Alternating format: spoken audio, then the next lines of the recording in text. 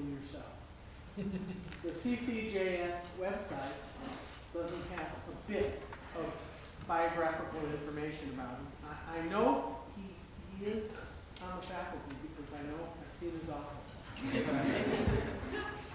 But if he wants to, he'll tell you about his biography. He is an esteemed colleague, and year after year that he's done this lecture, students have come back and said that was one of the most interesting lectures that I saw this semester. So I hope I'm not putting the limits on him for that. He has a book, and it's got a very catchy title, Big House in a Small Town. And it's based on his work, which is on prisons and their effects on the communities in which they're placed. So put your hands together for one of the most engaging.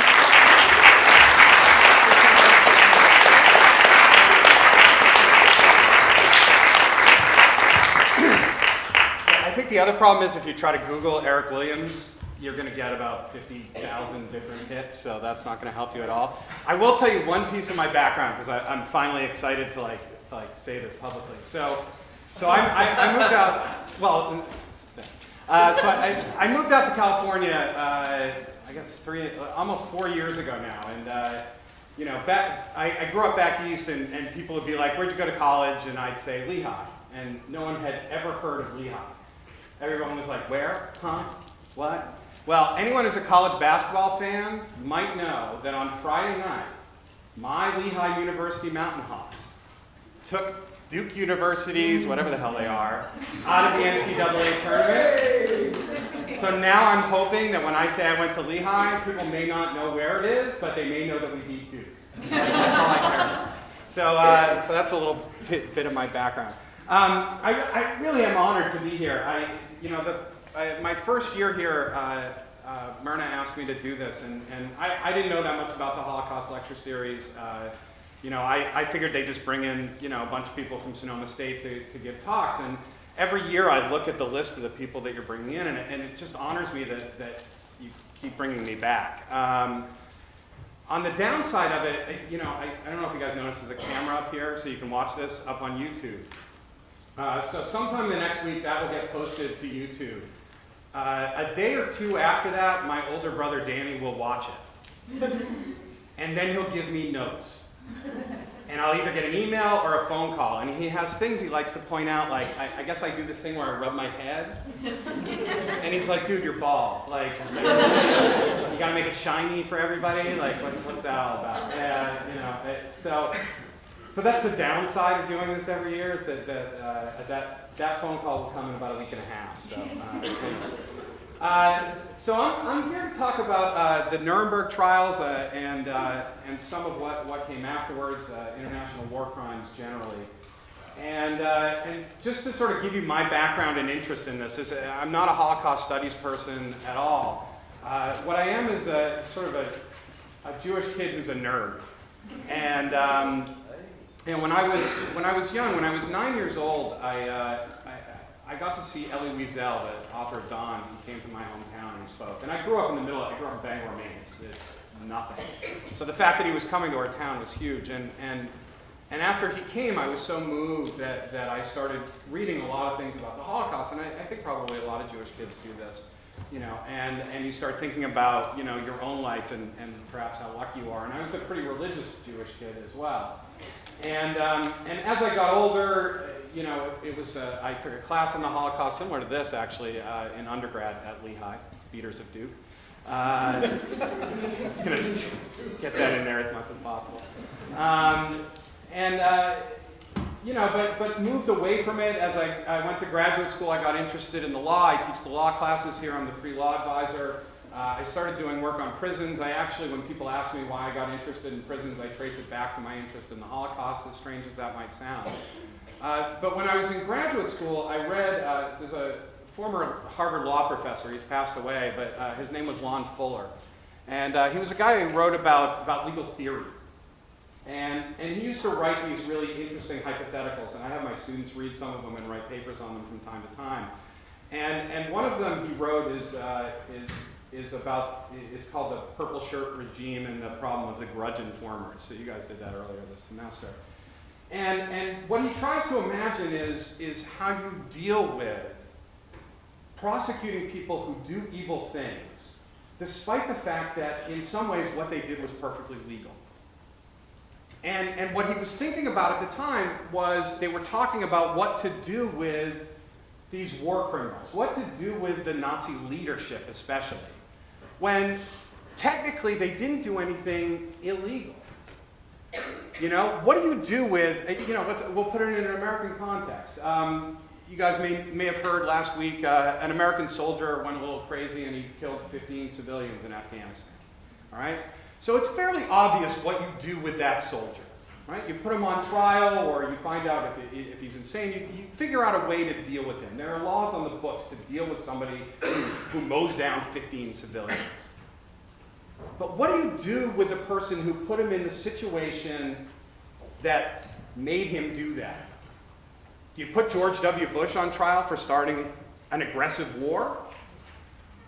Can you do that? I don't know. And so the question becomes, for Lon Fuller, what do you do with these Nazi leaders? How do you put a state on trial? How do you put the German government on trial? How do you put the person who signed the form that led to somebody doing this, to doing this, to doing this, that led to somebody dying? How do you put that person on trial when they didn't do anything that was technically illegal? And so this really got my interest in the Nuremberg trials, because that's really what they had to work out. So just to give you an overview of what we're going to talk about today. I don't use PowerPoint a lot, so I apologize.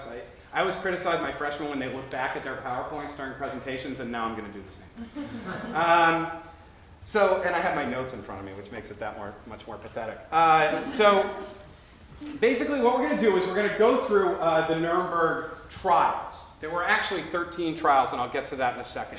We're going to focus the main part of our discussion on the main Nuremberg trial. This was the big Nuremberg trial for the major Nazi war criminals.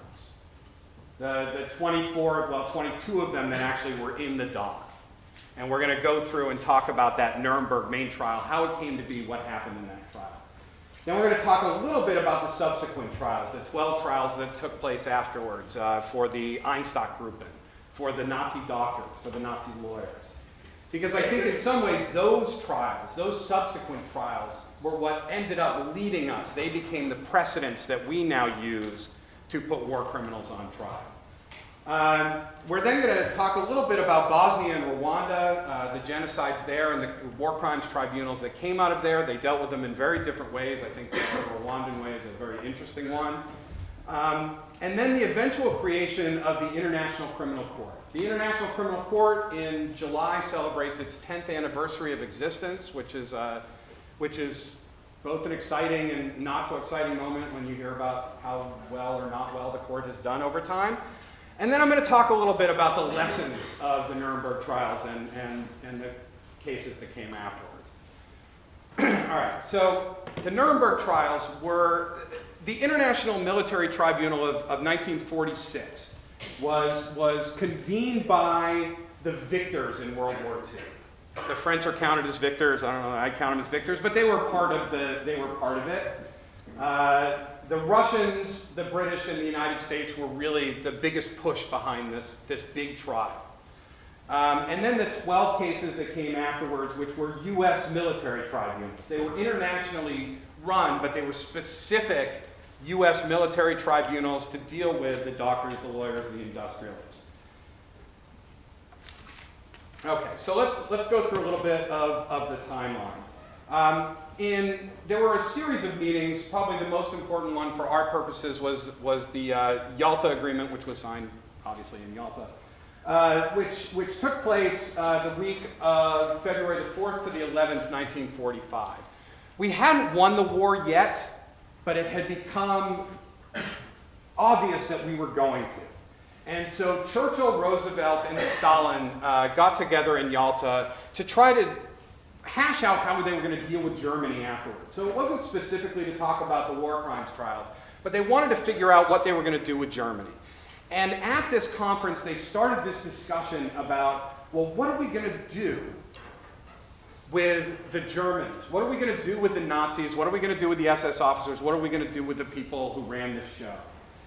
And what they realized was that they had three very different views on exactly what should go on. Churchill was the one who was sort of the loudest and most boisterous about what he thought should happen. What he wanted was what he called courts of inquiry. And a court of inquiry's job is only to decide if you have the person you think you have. And what Churchill wanted to do was go around Germany, pick up Nazi leaders, figure out who they were. Okay, you're Eichmann, who did escape, but okay, you're Eichmann, we've got your ID, we've got a positive ID, and now we're going to shoot you in the head. And Churchill, this is called drumhead justice. And it's always been sort of one of the ways that victors deal with these problems. Let's just take the 2,500 biggest leaders and blow their brains out. And maybe we'll figure out a way to deal with the SS officers, or maybe we'll let Germany deal with them themselves, but this is what we're going to do. And Churchill was dead serious. He wanted to do it on the spot, he wanted it done by the end of 1945, and he wanted to walk away from it. Stalin, it's a little hard to figure out exactly what Stalin wanted. What we do know Stalin said, unfortunately it was in the context of a cocktail party in Yalta, and Stalin liked to drink a lot. Stalin was also loud. And Stalin said, you know, you Westerners, you just don't know how to deal with this stuff. I figured out a way to deal with political dissidents, and this is the way we should deal with the Nazis. Let's round up, I don't know, 50 to 100,000 of them. We'll have these things called show trials. We won't allow them to defend themselves. They'll have had a trial.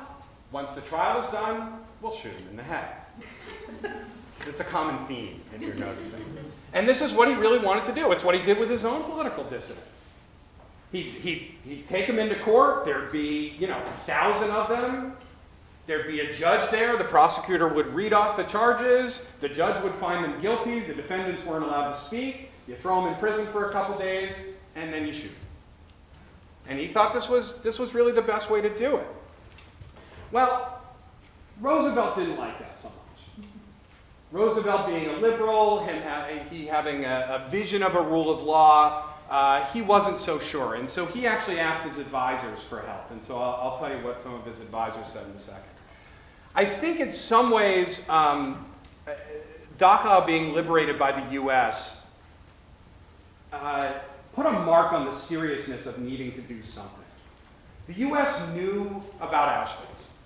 The US knew that the Germans were killing Jews in mass numbers.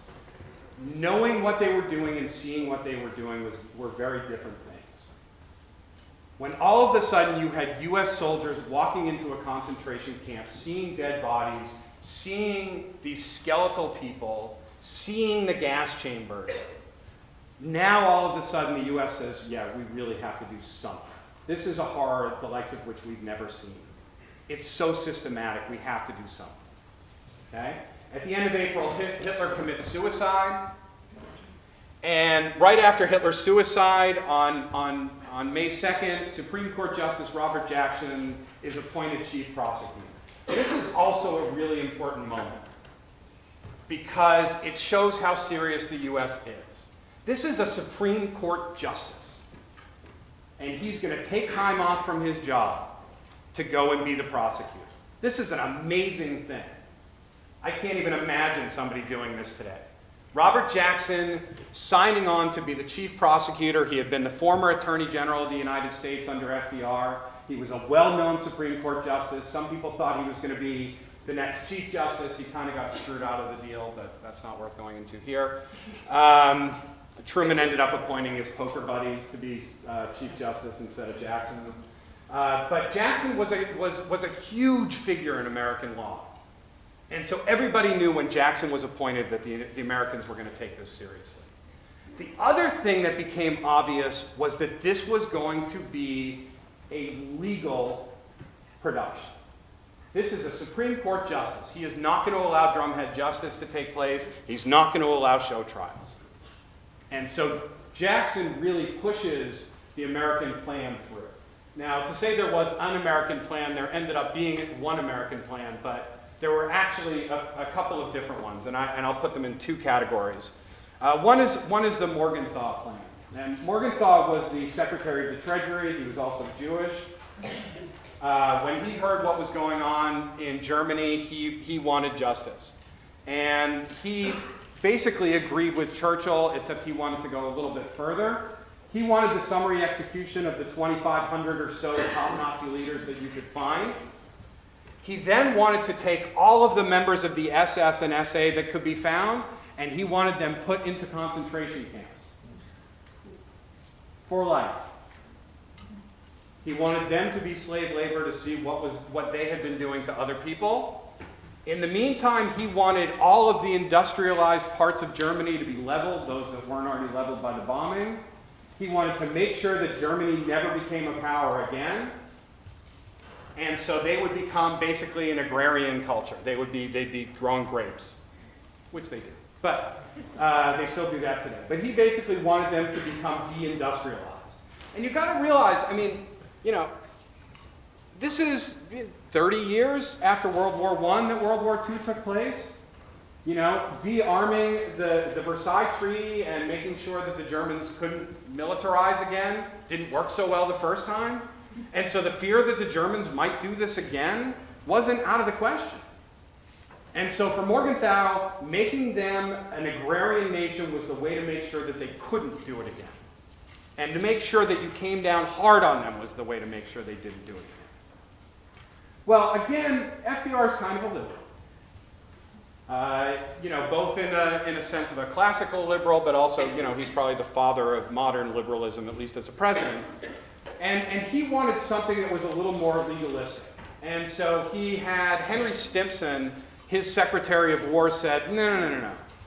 That's too much. We shouldn't do that. We need some sort of legal action taken, not for the crimes against humanity. You have to realize throughout this, the crimes against humanity in some ways were secondary. And we'll talk about that a little bit more. He said what we need to punish the Germans for is this waging of aggressive war. We need to stop other countries from waging aggressive wars. Well, how do you do that? Well, you have a trial for waging an aggressive war, and you find him guilty, and you do whatever you do, and that sounds very simple, but there are two really big problems that Stimson was up against. First is what's called is that the laws would be ex post facto, and the second problem was dealing with the state as an entity. And so I'll explain both of them right now. Do most of you, have you heard of the concept of ex post facto? I could call on my con law students and see if they know where it is in the Constitution.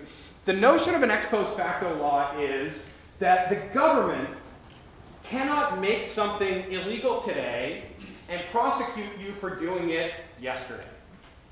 If it was legal yesterday, it was legal. You can stop somebody doing it from here forward, but you can't go backwards. It can't be retroactive. So, for example, I don't know that much about this. It turns out, like in New Jersey, where I went to graduate school, it turns out you can get high off certain bath soaps. Did you guys know this? Yeah. It's kind of frightening, isn't it? Like bath soap. So they were selling these bath soaps in head shops in New Jersey, and you can get high off them. Well, they weren't illegal. So these stores could sell them perfectly legally because the chemical compounds in them were legal. And so New Jersey had to go and pass a law after some guy took the bath salts, went crazy, killed his wife or girlfriend or something like that. It's a frightening world I live in studying criminal justice, I have to say. And so they had to go back and make these bath salts illegal. Well, what do you do with the dude who was taking the bath salts and went crazy and killed his wife? What do you do with the guy who sold him the bath salts? You don't do anything. There's nothing you can do because it's an ex post facto law. You cannot retroactively go after this person. So how is it that you make it illegal to wage an aggressive war when there's no such thing as international law at this point in time? There really isn't anything in 1945 that's really international law. There's some civil laws, that you can, there's marine laws that are international, but there's no international criminal law in 1945. So how do you punish the Germans for waging an aggressive war? That's a problem. And it's still a problem as far as I'm concerned with Nuremberg. They never really got over it, they just kind of ignored it. The second problem is how you deal again with these state actors, right? How do you deal with the person who signed the piece of paper that led to this, that led to this, that led to this? It's easy to go after the SS guard who shoots somebody in the head. Not necessarily easy, you gotta find him, you gotta put him on trial, you gotta find witnesses, but you know what he did. He committed murder, that's easy. What do you do with the guy that made sure the trains to Auschwitz ran on time? What do you do with the guy who punched numbers into a calculator? They had calculators in 1945, right? Yeah, okay. Abacus. Who messed around with the abacus to make sure that Auschwitz had enough slaves. What do you do with that guy? Did he pull a trigger? No. Was he involved in the killing of Jews? Absolutely. But did he pull the trigger? No. So how do you deal with this? So Stimson gets this guy, Murray Bernays, who's a brilliant Columbia law grad, and says, make me a legal argument. Figure out how I do this. How do I figure this out? How do I make this legal? And Bernays comes up with this idea that the Nazis, rather than being a government, a legal government, the Nazis are a criminal conspiracy aimed at killing people and waging aggressive wars. That they are a massive criminal conspiracy. They're like the mafia, right? So this is what we do in this country. We have what are called RICO laws. John Gotti, you guys still know who John Gotti is, or am I dating that? You guys know who John Gotti is? Yeah? Really? No. His daughter's on bad TV shows. He was the head of the Gambino crime family. He died in prison a couple of years ago. John Gotti was the head of a mafia organization. He didn't pull the trigger. He didn't beat the crap out of people to get money from them. He told somebody to tell somebody to tell somebody to do it. So how do you get him? Well, you say he's part of a massive criminal conspiracy, and that's how we'll get him. And so this is what Bernays came up with. And at this point, FDR had passed away, but FDR was leaning towards the Stimson plan, and Truman really liked this plan. This was a brilliant plan. It was a way to not have victor's justice, where you just put people's head on the ground and shoot them. You actually have a legal trial, and you set a precedent that allows for future legal trials.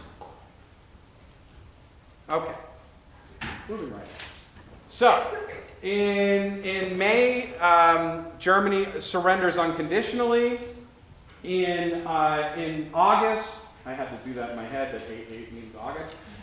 In August of 1945, we have the London Agreement. And the London Agreement essentially is the agreement that they come to as to how these trials are going to work. And the problem with how these trials are going to work is they didn't want it to just be a United States show. In some ways, they didn't want it just to be the United States and the UK. They wanted all of the victors, and we'll count France as a victor. Sorry. Is that sarcasm coming out of me? We'll count France as a victor for our purposes, and Russia. How do you deal with these 4 different countries with 4 different types of law?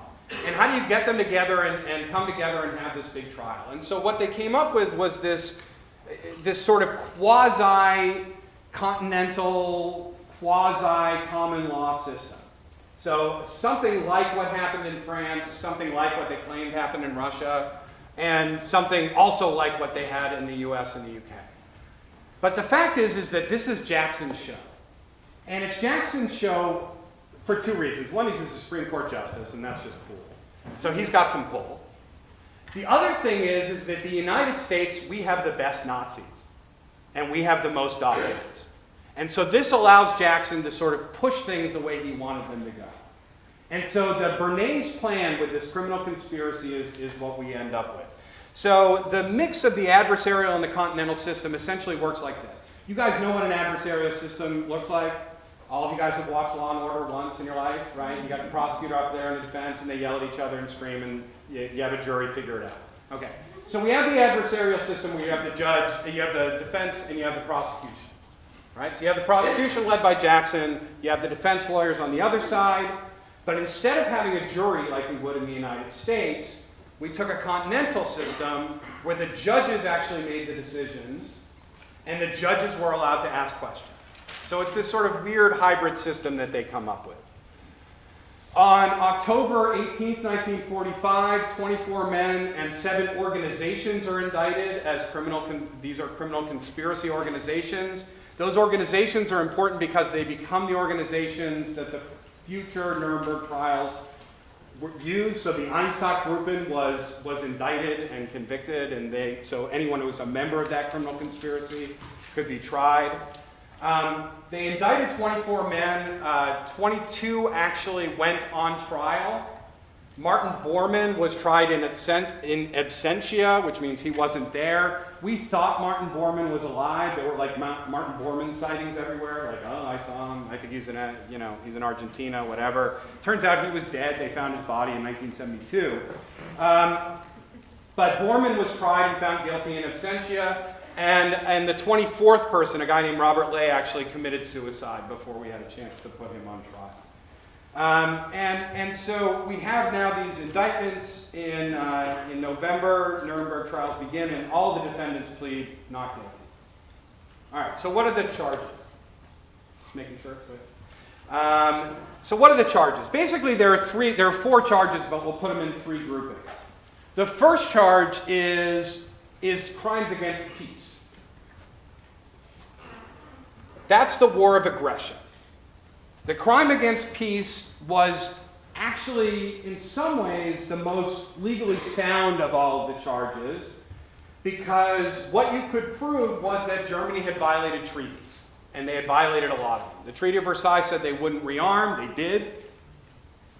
They had treaties saying they wouldn't go into Poland. They did. So they violated these treaties. The problem, why I say it's on the best legal ground, the problem with it is that treaties have never been enforceable through criminal law.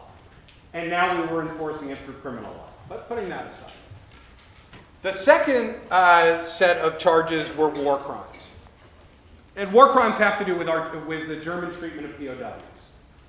The Germans actually treated American and British POWs pretty well. They did not treat Russian POWs well at all. And so for their treatment, especially of the Russian POWs, they were going to be put on trial. The third, and it is the third, as much as we think of Nuremberg as being about the crimes against humanity, it was not the foremost in Jackson's mind. The third is crimes against humanity. That's the genocide. That's the treatment of the Jews, what's the term for gypsies that you said that's more politically correct? Roma? Sorry, I call them gypsies. It's bad. It's for those things that they did. What we normally think of as what they were put on trial for. Okay. They also had to have a discussion about what kinds of defense you were going to allow the war criminals. And there were a couple of problems. The first one is who do you allow them to pick as attorneys? They didn't want this to be about victor's justice, so they didn't want to have to force attorneys on them. So what happens when you allow the Nazis to pick their own attorneys? Well, who are they going to pick? Other Nazis. Okay? And there's 2 reasons for this. One is that those are the people they know best. And the other reason is that anyone who practiced law who wasn't a Nazi either wasn't in Germany anymore or wasn't alive anymore. Right? So this is who they're going to have to pick from. And so they made a decision in London that, okay, we'll let them choose Nazis. And about half of the defendants had former Nazis to represent them. They also said there are 2 defenses that are normally used in a common law system that we're not going to allow them to use. One is called tu quoque. My Latin is awful, so that's the best you're going to get. Basically what tu quoque means is that it's a defense saying you did it too. What Jackson did not want was the Nazis to get up there and say, yeah, we were bad. Yeah, we put people in concentration camps. What did you guys do in California with your Japanese restaurants? Your Japanese residents, I think. Your Japanese residents. What did you do? You put them in concentration camps. Okay, you didn't mow them down the way we did, but you still did that. Did you treat all of your POWs well?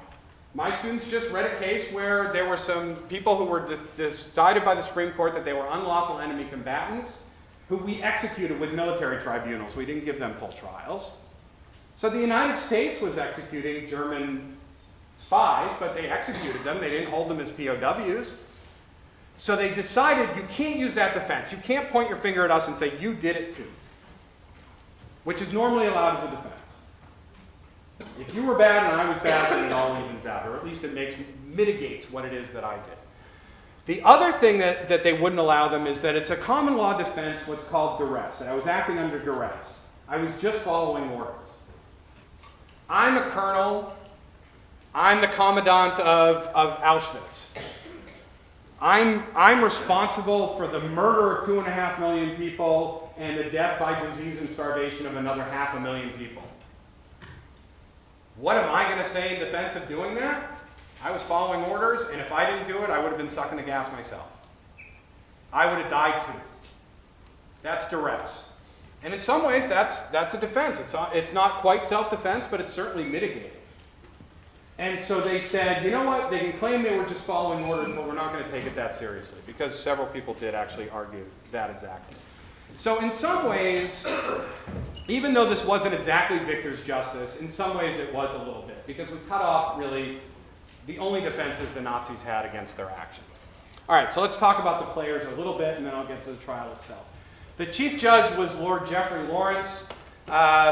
He was obviously British, if you couldn't figure that out by his name, Lord Lawrence. He was a fairly undistinguished British judge, which was interesting that he was named chief judge. Francis Biddle, who was the chief United States judge, thought he was going to be the chief judge. And first off, Jackson didn't like Biddle very much. And second off, we didn't want it to just be the US show. And so we thought, all right, we'll let the UK have the chief judgeship. And so Geoffrey Lawrence was made chief judge. As it turns out, even though he wasn't that well respected before this started, he was fantastic. He was a fabulous judge. He made quick rulings, he was decisive, and in some ways what he made sure to do was to allow the trial to be as fair as possible. In some ways, Jackson got really upset with him because he said he let Goering and some of the other Nazis go on way too long in their defense of what it was what they did, but he wanted to have a fair trial as much as possible. The other judges, Francis Biddle, who I just mentioned, Francis Biddle had been Attorney General after Justice Jackson under FDR. He was bitter from the time he wasn't named chief judge, and he never did anything of importance ever again. I think he was bitter for the rest of his life. Just thought I'd tell you that. The Russian judge, who did do something interesting afterwards, was Major General Nikitchenko. That's the best I'm going to do. Nikitchenko is important for two reasons. The first one is that they claimed that during the trial, he was consistently on the phone with Stalin trying to figure out how he should rule. So really, he didn't have a whole lot of independence. And as it turns out, he dissented from a lot of the rulings because he felt that they went too easy. There were a few people who were acquitted, some people got life in prison. Stalin didn't like that, and so Nikitchenko ended up disagreeing with parts of the verdict. He ends up showing up again. You guys probably don't remember this, but there was a spy plane that was shot down over Russia in the 50s. I don't remember what year, 52? I don't know. Gary Powers is the guy who was flying the spy plane, and he ended up being put on trial for being a spy in Russia, and Nikitchenko actually was the guy who prosecuted him. So he did something somewhat famous afterwards. And the French judge, I'm not going to try to pronounce his name, and he really doesn't do anything anyway, as far as I can tell. All right. The prosecutors. As I said, Justice Robert Jackson was the chief prosecutor. Jackson ran, this was Jackson's show. Jackson hired 600 lawyers to put 23 people on trial. 600 lawyers. This was a big deal, but there was a ton of documents. And we'll get to that in a second. But Jackson, this was really his show. As it turns out, we'll talk about Jackson a little bit. Jackson Jackson had been a judge for a little too long and turned out not to be great in the courtroom. He was really good in terms of his opening argument. He was really good in terms of his understanding of documents.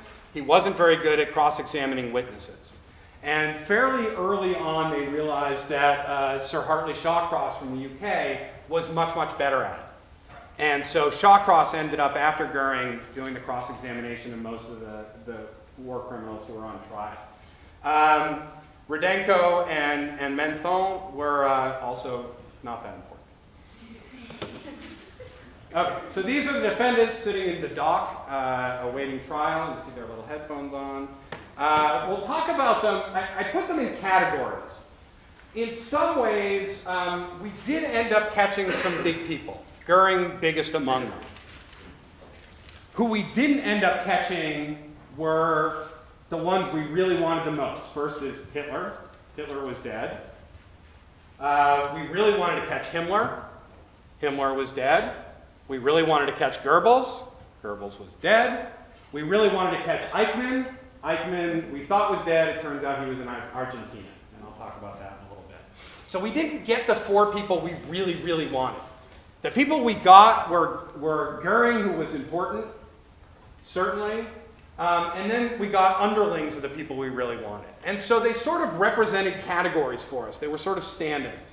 And so I would argue that in some ways Goering and Hess were the stand-ins for Hitler. They were the highest-ranking Nazi leaders we got. Goering was important. Goering was Hitler's second in command. Hitler said that Goering would take over for him after he died, which I don't think Hitler thought was ever going to happen.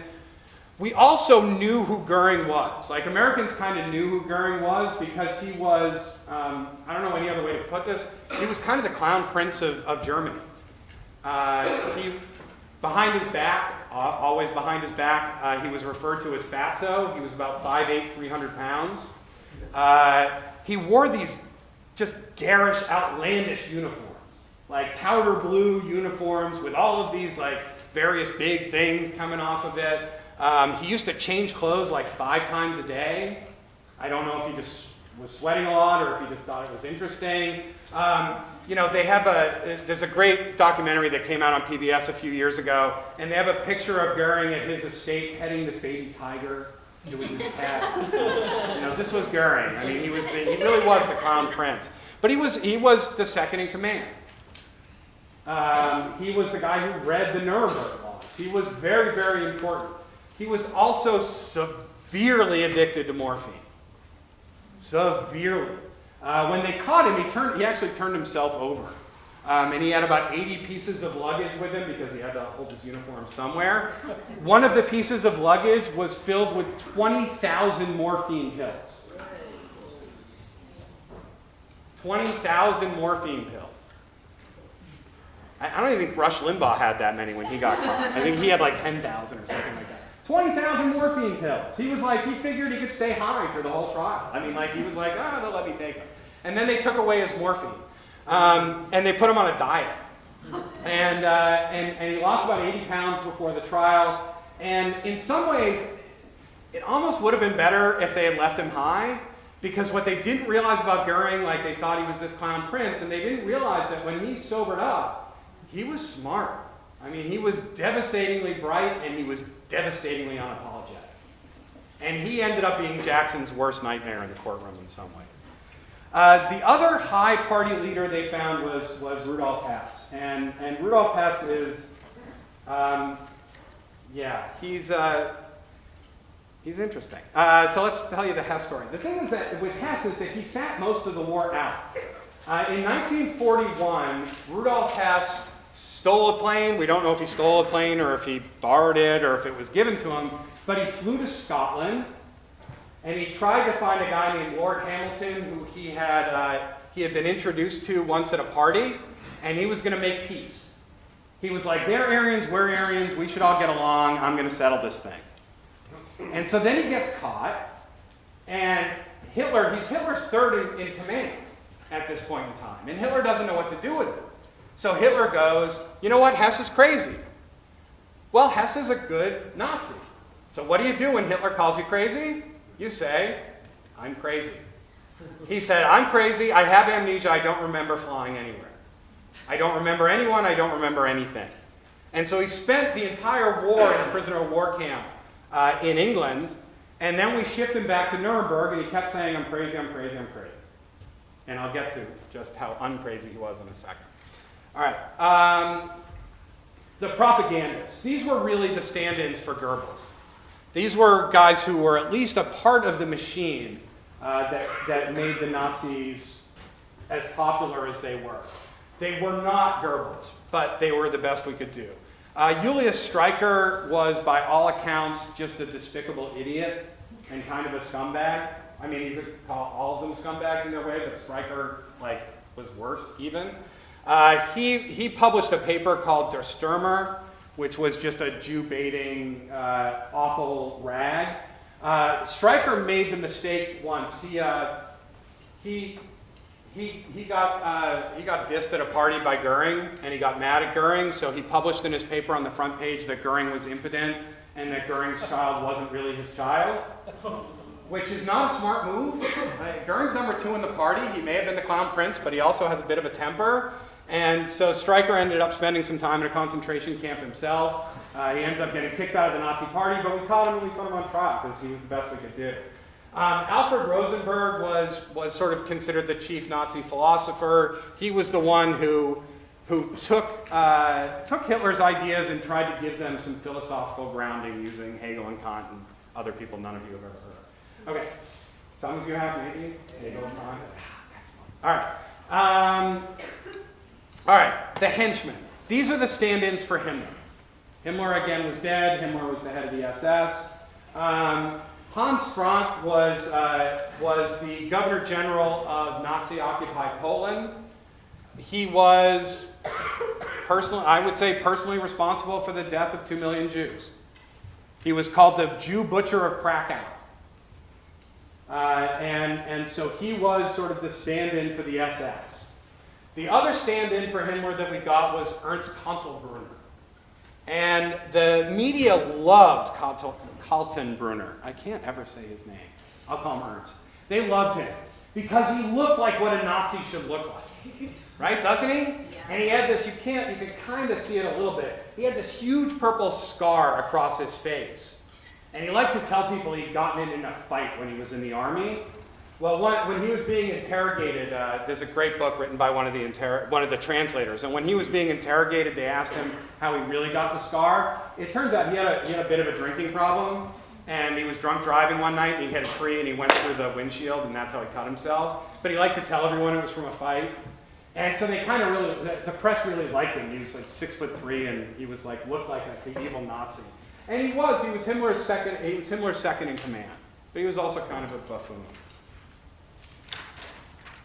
The military commanders, we actually did end up getting the top German military commanders.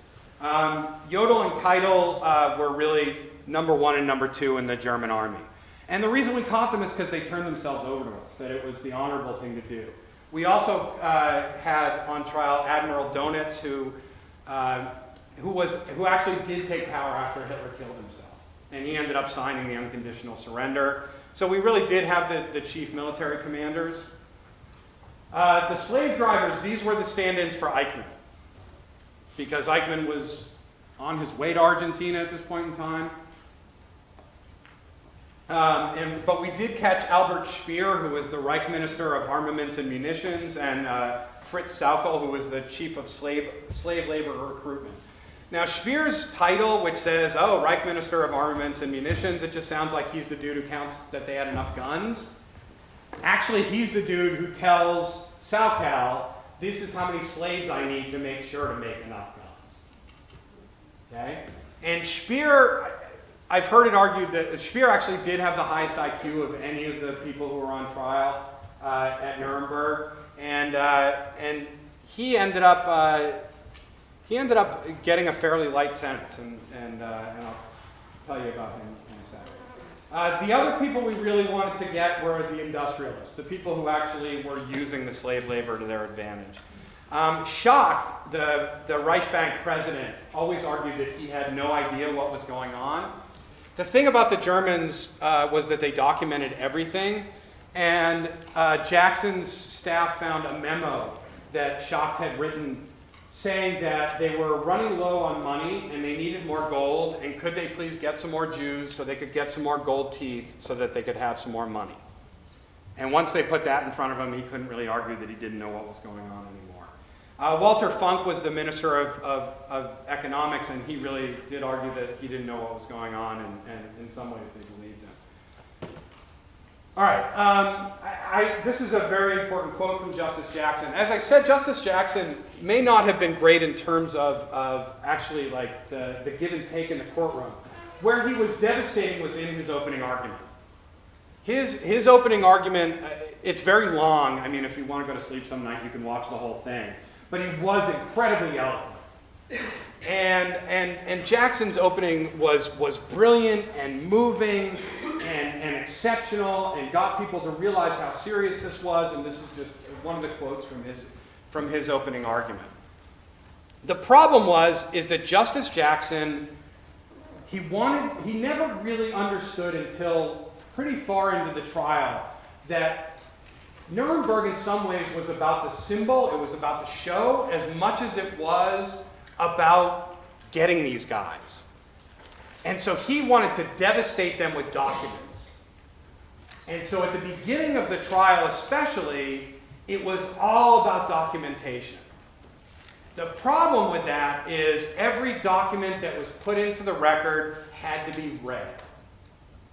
And it then had to be translated.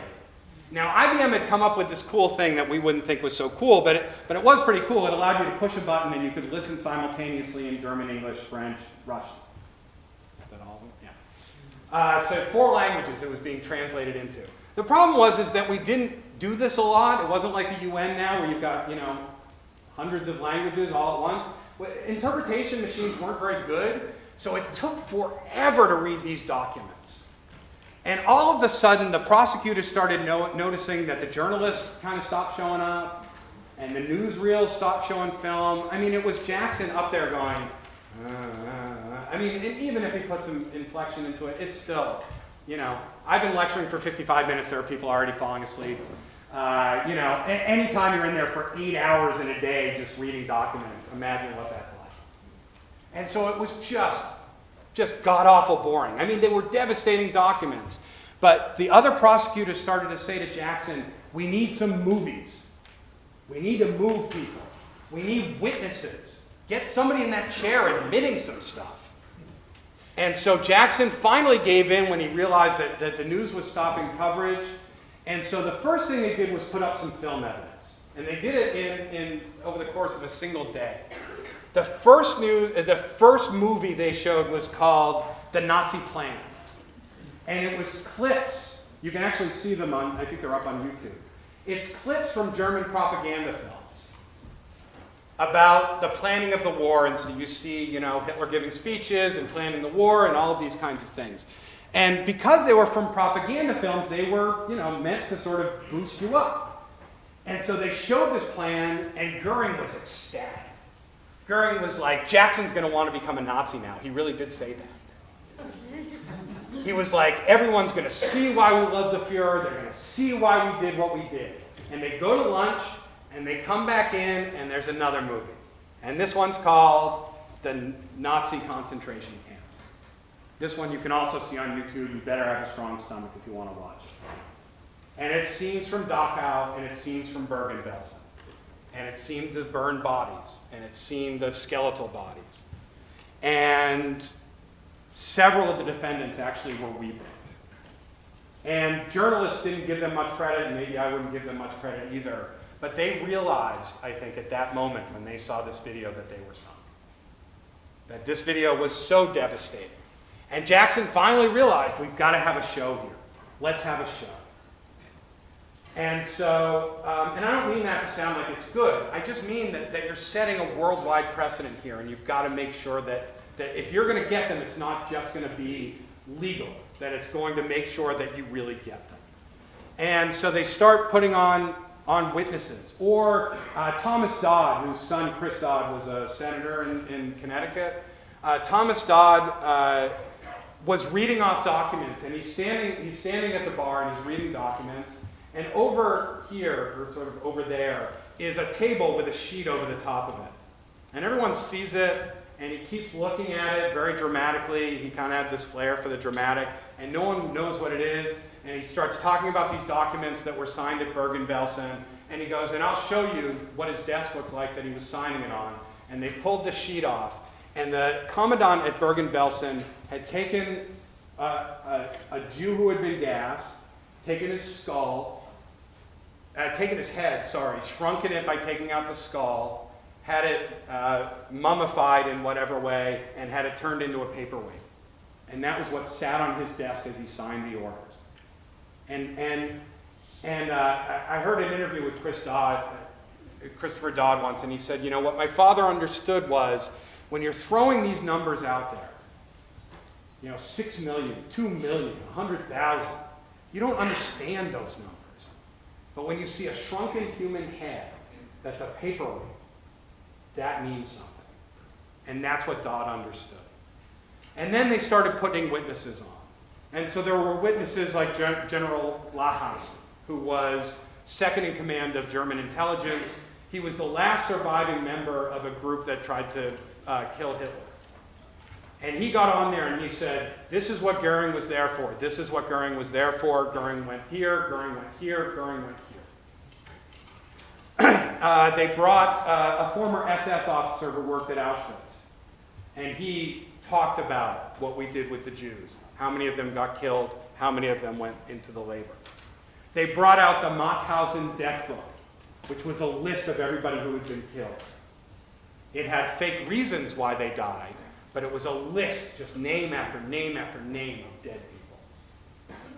They even brought out, it's a different name and my German pronunciation sucks, but the commandant of Auschwitz was also named Rudolf Hess. It's Hess, but it's spelled a little differently. He actually came for the defense, but he was so open about what they did at Auschwitz that it was just devastating to the Germans. When they were interviewing him in the interrogations beforehand, they had a document that said, did you kill 1.5 million Jews in the gas chamber? And he goes, no. We killed 2.5 million. I mean, this is how precise this guy was. And it was just devastating bringing these witnesses up. So what do if you're the Nazis and you now have to defend yourself? Well, they took a few different tactics. Oh, I should have had that before. Sorry, but I said all. As I said, I said all. All right, so this is the defense case. They had a few different tactics. Goering was defiant to the end. When Goering took the stand, he took the stand for 2 days being questioned by his lawyer. The day Jackson got up to cross-examine him, everybody wanted that Perry Mason moment. I know I'm dating. Never saw Perry Mason. They wanted that moment, that Jack McCoy moment. Does that make more sense for you guys? Law and Order kind of stuff? All right. I'm not that old, but still. They wanted that moment where Goering went, yeah, you're right, I did it. I killed Jews. I feel awful. Goering wanted no part of it. And what you saw was like it was a boxing match between Goering and Jackson, and neither one of them could win. And Jackson wasn't great, but Goering was. Goering was very, very sharp. So he was defiant to the end. Insanity. Hess claimed insanity. Sort of. Remember I told you about Hess when he flew to Scotland? He said, I forgot everything. Well, he kept it up. He said, I have amnesia. I don't remember anything. They brought Goering in. Goering said, don't you remember me, Rudolph? Da-da-da-da-da. And Hess was like, I don't know you. They brought in his wife. I don't know you. They brought in his mistress. I don't know you. They brought in his kids. I don't know you. And so they were like, well, let's have a competency hearing for him the way we would in an American court. And so the psychiatrist is sitting down with him. He's, I don't remember. And the psychiatrist says, all right, well, here's the thing. If we declare you insane, we're taking you to a mental institution and you can't go to the trial. And Hess goes, oh, I remember. I now remember. And he remembered everything, like all of a sudden, because he wanted to spend time with his friends. Because he thought he was going to be executed, which he wasn't. And he wanted to spend the last days of his life sitting next to Goering and Ribbentrop and all of his buddies. And the funny thing was, the minute he was found guilty, he said, "Oh, I forgot again." And he outlived every other, he was in Spandau prison until he was 93, till 1987. So he was there for 41 years, he was in Spandau prison. He claimed to have amnesia for 41 years. He was sticking to it. The weirdest thing about Hess, I'm sorry. There are lots of weird things about Hess. A weird thing about Hess, Hess killed himself at 93 after spending 41 years at Spandau prison. Which always seems strange to me, but he's a strange guy. There were two Germans in particular that claimed to be repentant. One was Speer, who nobody really buy, or some people buy, but most people don't. And the other one was Hans Frank, the Jew butcher of Krakow. Frank cried himself to sleep at night, had to take sleeping pills. He was a devout Catholic. He refound God. He realized what an awful human being it was. Who cares? He killed 2 million people. It doesn't really matter at that point. Anyone who studies prisons like I do know that lots of people find God in prison and use that as a way to sort of excuse what they did. He was repentant. I would say he was. Speer wasn't. Speer was kind of a scumbag. Speer claimed that he was repentant. He ended up, in some ways, giving a lot of testimony that was helpful to the prosecution. He was only sentenced to 20 years in prison by the end of it. He only served 8. During those 8 years, he wrote a 2,500-page autobiography that became a bestseller. And he ended up being a very wealthy man living a long life. There was the military.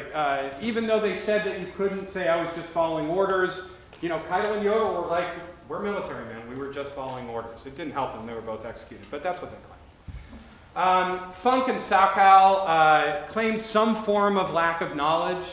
Sauckel said he was very nice to his slaves, and it wasn't his fault what happened to them after they got off the trains. He really did say that. Funk said, I was just a minister of the economy. I had no idea what was going on.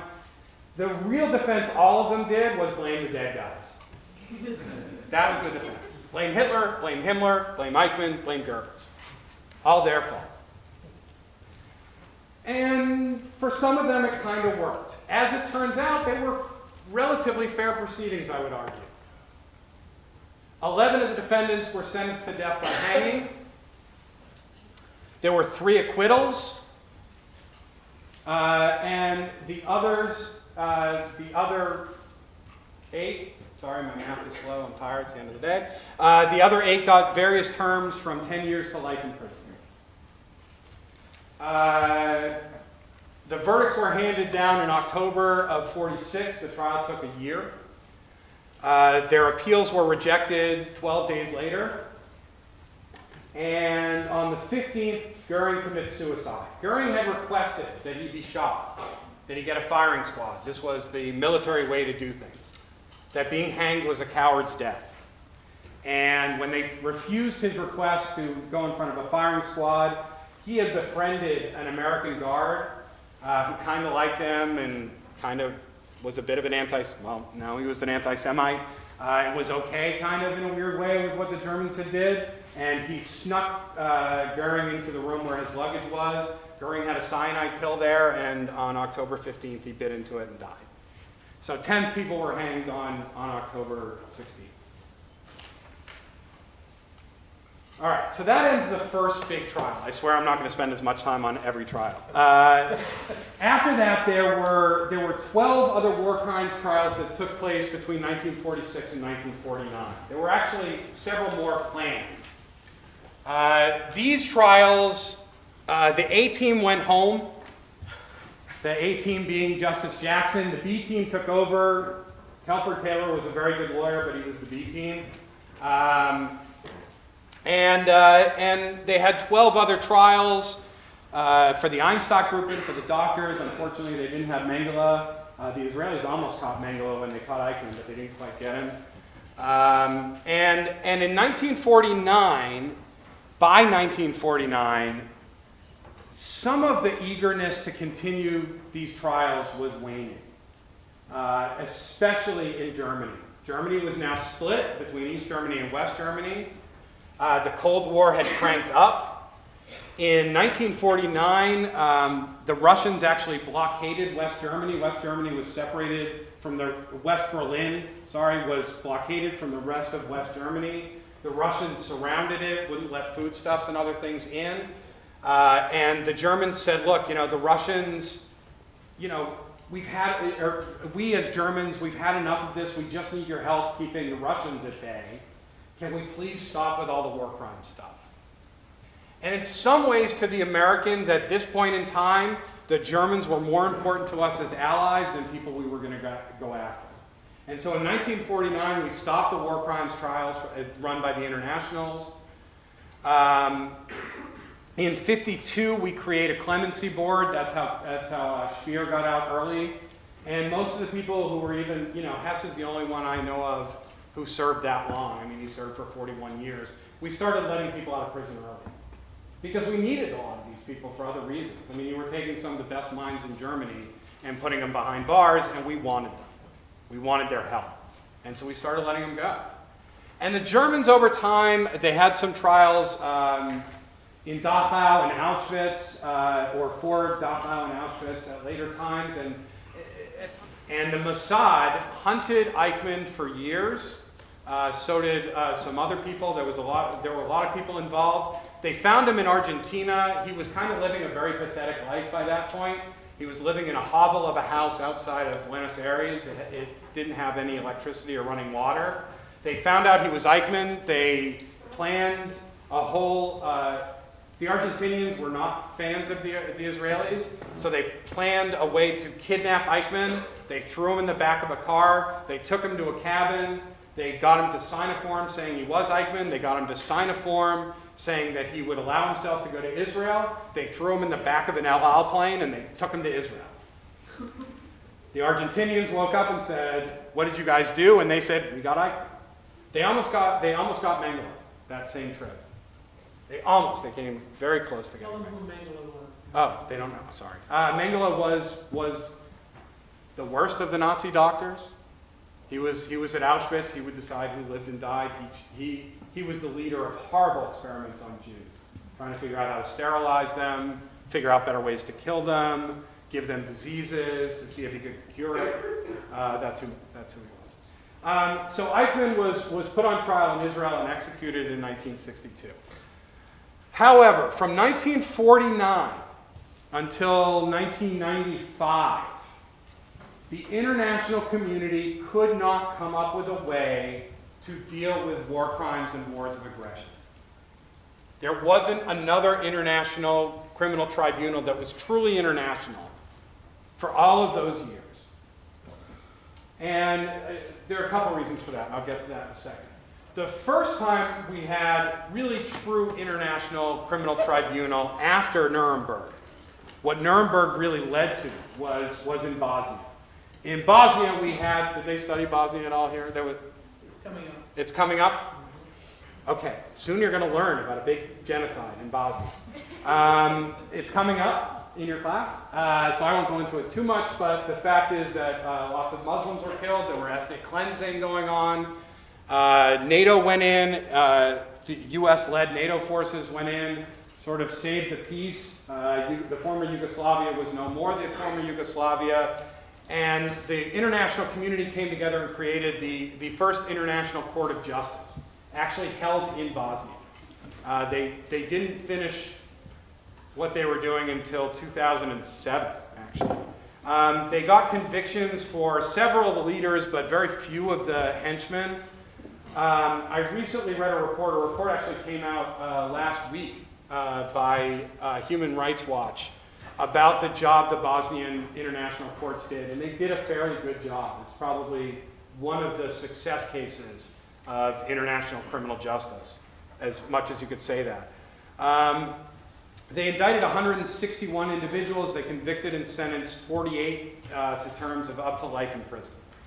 In some ways, what Nuremberg and I would say the International Court of Justice, what they were in some ways were very important symbolically. That you were going to hold leaders to account for their actions. The Rwandan genocide, have they gotten there yet? No? Right after break. Right after. Okay, the Rwandan genocide is in some ways a bigger tragedy than Bosnia, if you can say that about a genocide. We knew the Rwandan genocide was coming. We knew it was coming. And in Rwanda, the ethnic minority group killed 800,000 people in 100 days. That is the population of San Francisco and Rohnert Park combined since Christmas. Think about that. December 20th was 3 months ago. That's the entire population of San Francisco and Rohnert Park combined killed in 100 days. 100 days. Devastating. The problem in Rwanda is that they estimate that somewhere between 50,000 and 100,000 people took part in the killings. So you've got a big problem here. How do you put 50,000 people on trial? So on the one hand, you had the international criminal tribunals that held 50 trials and got 29 convictions for the leaders. But you still have neighbors living next door to each other. You know, you killed my brother. So how do you deal with it? Well, the Rwandans came up with something very interesting. They came up with something called the Gacaca courts. I don't swear by my Rwandan pronunciation there. Is it? The Gacaca courts. Gacaca literally means blowing grass. I don't know why that means court, but it does. And basically, they're open-air tribunals. It's almost like a town hall meeting. And what would happen, I heard about one, I'm going to try to get the story straight if it's a little wrong.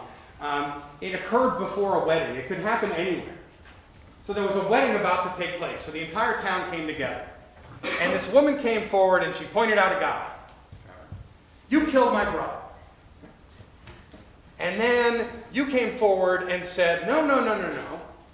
He didn't kill your brother. My brother killed your brother. Nice brother, huh? And then another woman came forward and said, you're right, his brother killed your brother. And so now they were going to hold a Gacaca court right there before the wedding. So the whole town got together. They said, we've got 2 witnesses who saw you kill him. We're going to find you guilty. And now you have to serve some sentence and do some sort of restorative justice. So you're going to serve 5 years total. If you admit it, you're only going to serve 2.5. And half of that sentence is going to be served in prison. Half of that sentence you're going to serve doing work for the community.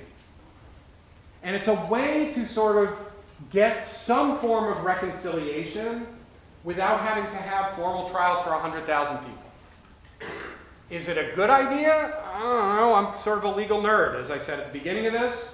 I kind of like due process. I kind of like a system that, allows for lawyers and things like that. Has it worked in Rwanda? Maybe, maybe not. They've ended up with a lot of innocent people, probably. The way these courts work, they're sort of like the community says, you did it, and we're going to sentence you. But it's the way they dealt with it in Rwanda. As I said, 10 years ago, the International Criminal Court was created. Actually, it was created in 1998 by the Rome Agreement to form the International Criminal Court. 148 countries came together, made a treaty, created an International Criminal Court. The first question you should ask me is, why did it take over 50 years to get there? It's because, to this day even, they have not agreed on a definition of what an aggressive war is. How do you define an aggressive war? They still can't decide. There are, of the 148 countries that came together and created the International Criminal Court, 114 of those states became members. Can you guess what country is not a member of the International Criminal Court? The United States. China also is not a member. Russia is also not a member. So these are the 3 most powerful countries in the world. None of them are members. So they're not supporting it financially, and they're not members of it. You know why we're not a member of it? We might need to do an aggressive war. What's that? We might need to commit an aggressive war. We might have committed an aggressive war. Did Iraq attack us? No. Okay? I can criticize you could argue, I'm not saying you're right, I'm not saying you're wrong. You could argue that Iraq was an aggressive war. Iraq never bombed us. Now, we may have said we had the right to do it, but couldn't one argue that this was an aggressive war? Do we want our president going on trial for this? Yes. No. You're crazy if you say yes. You're crazy if you say yes. Imagine what damage that does to us in the international community. Imagine. Do I think we should be a part of the court? Yeah, we should. But we don't want George W. Bush on trial there.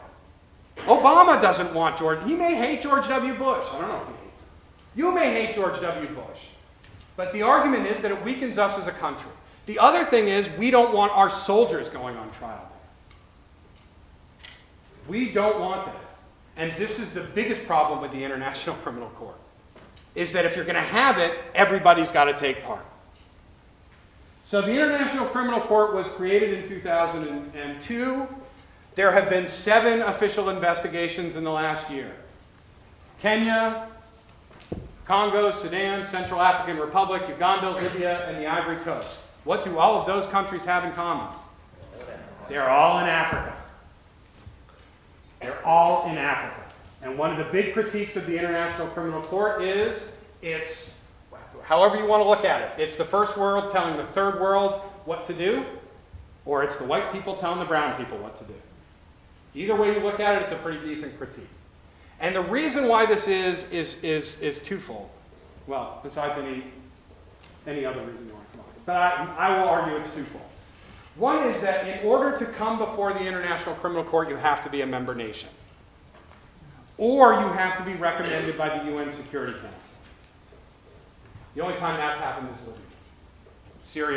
Syria might end up being the first non-African country brought before the court. So, you're not going to get a lot of these first world countries that are not members of the International Criminal Court to have to go in front of them, because they're not member nations. So they've had 7 official investigations. They've made 28 indictments. They had their first conviction 2 weeks ago, was it? I think it was 2 weeks ago, 3 weeks ago. First conviction. One of the Congolese warlords. One of the Congolese warlords who had child soldiers ended up being convicted. They've also had 1 acquittal. That's it. Sorry about the door. That was my freshman. All right. So that's the International Criminal Court. All right. So to wrap up. I went long. Sorry about that. I hope it was at least interesting. So to wrap up a little bit. Some of the continuing issues we have. First off, I'd like to say, what I think the lessons of Nuremberg were, and you can disagree with me if you wish. I think the 2 big lessons of Nuremberg were, 1, the importance of symbolism, and 2, the importance of having proper expectations. Nuremberg has become a symbol of what you should do during a horrific crime. It has become that symbol. It has become a symbol of what you can do when the entire international community actually comes together and supports those efforts. A guy named Gary Bass, who wrote a book called Stay the Hand of Vengeance, uses a baseball analogy. So if you're not a baseball fan, I apologize, but I'm a Red Sox fan, so I'm going to use it anyway. What he says is, if Jackson and the Nuremberg team were a Major League Baseball team, the International Criminal Court team, although very good human rights lawyers, are like a pretty decent small-town softball team. That's the difference. It's not the difference between the major leagues and AAA. And this isn't anything about they're very good lawyers. They don't have the support of the whole world the way that Nuremberg did. So as a symbol of what the world can do when it comes together, I think Nuremberg serves that purpose. The second thing is that we need to change our expectations of what these courts can do. This isn't like a crime. This isn't like, I steal your purse and I go to jail for whatever period of time. It's just different. It's just different. So our expectations of what we're going to get out of these things, whether we're going to get some semblance of reconciliation, we need to sort of change our expectations. The continuing issue, as I mentioned, the lack of worldwide support for the ICC. I still don't think we know what the point of these criminal courts, these international criminal courts are. Are we trying to deter other world leaders from committing genocide? If we are, we're doing a pretty lousy job. The criminal justice system does a lousy job of deterrence generally, and these courts are no different. Anyone who thinks the death penalty deters anyone from murdering anyone needs to look at some studies. Because the studies show it ain't happening. We do not do a good job of deterring crime. If they're vengeance, then they're vengeance. And that's okay. If they're reconciliation, then maybe there's something different that we need to do. Maybe the Rwandan model works. If what we're looking for is reconciliation, give somebody a feeling that at least something was done. I also think that the continuing issue is our fault, which is that we as liberal nations, and I don't mean that left-wing liberal, I mean classical liberal nations, we have a very uncomfortable relationship. We don't understand the uncomfortable relationship between law, justice, and morality. I've said to my students a few times, whether they remember it or not, that the Supreme Court is a court of law, not a court of justice. It's not there to make just rulings, it's there to make legal determinations. And law and just are not always the same thing. Legal and just are not always the same thing. Just and moral are not always the same. If you get a legal ruling that happens to be just and happens to be moral, in hockey they call that a hat trick. That's 3 different sports references today. You know, you're doing great. But the best you can hope for from these courts is that they're going to at least make legal decisions. And you hope they're maybe just. You hope that they're going to be moral. And we really need to just live up to the fact that that's the best we can do. So thank you very much for your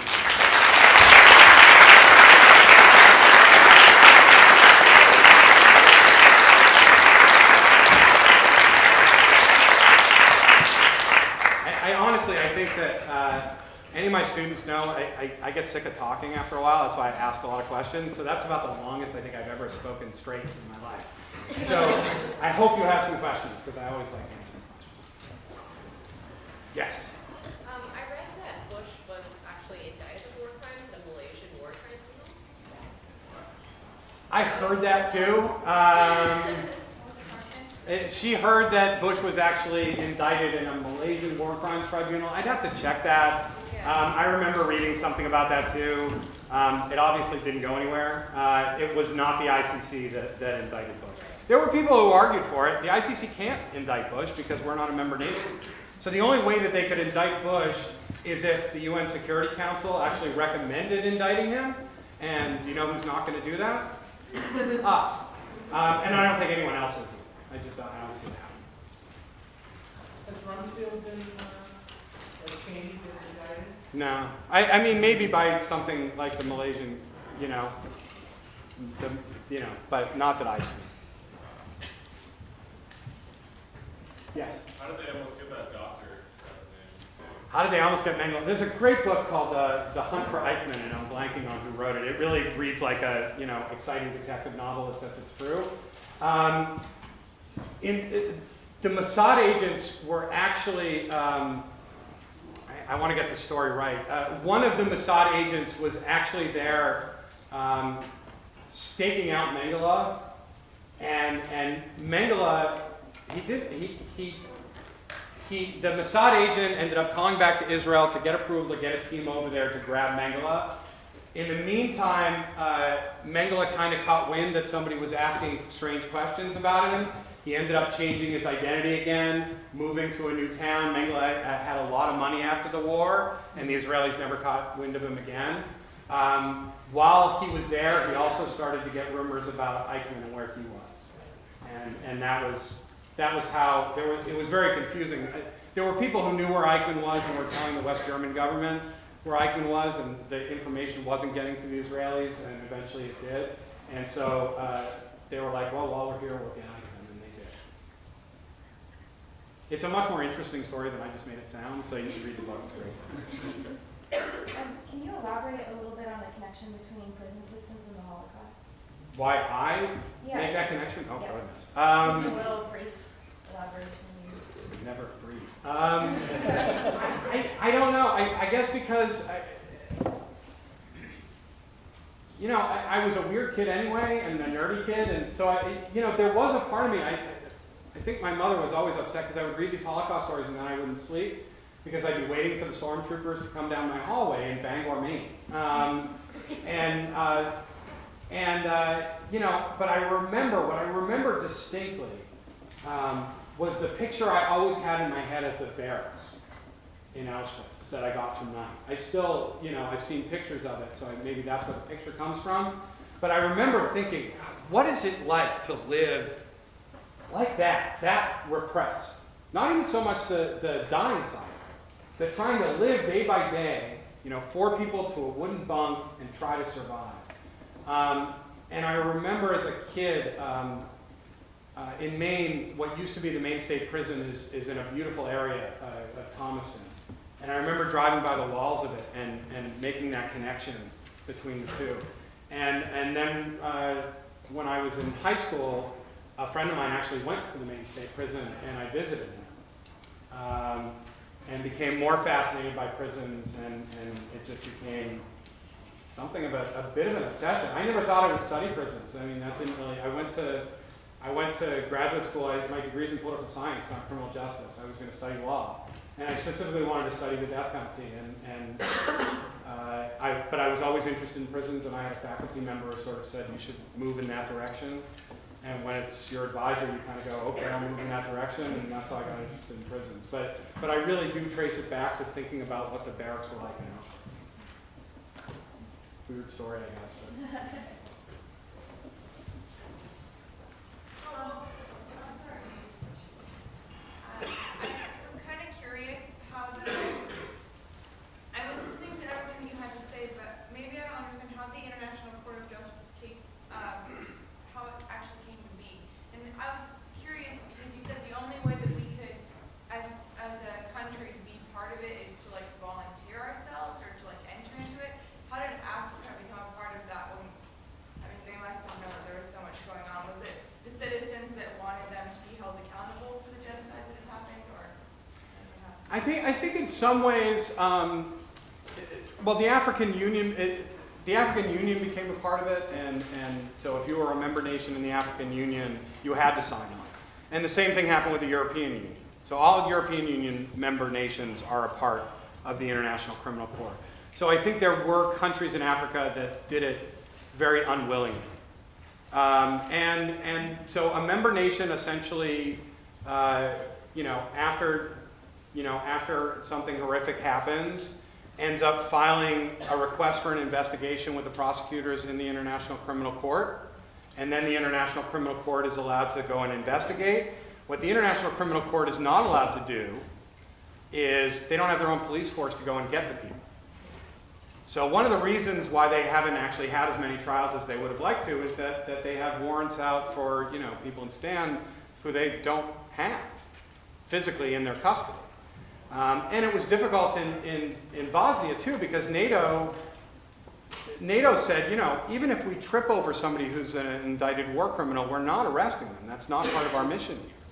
We're here to keep the peace, and that might not keep the peace. So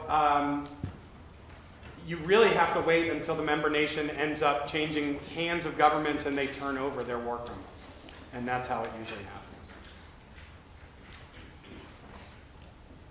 I want to point out to you that a rather infamous war criminal died this week in a nursing home in southern Germany. He was Lithuanian, I believe, or Lithuanian, or he was one of the people that was recruited to work at the death camps by the Germans. You remember that they had people that they worked alongside, who worked alongside the SS. His name was John Demenu, and he came to the United States, became an American citizen, but they found out that he had lied about his wartime service and was tried and deported. And it was a very, very famous case. He was actually tried twice Twice? because they thought he was somebody else. Right. They thought he was this guy named Ivan the Terrible, and it turns out he wasn't Ivan the Terrible, but he was still quite terrible. And so they found out he wasn't who they thought he was the first time, and then he was tried again.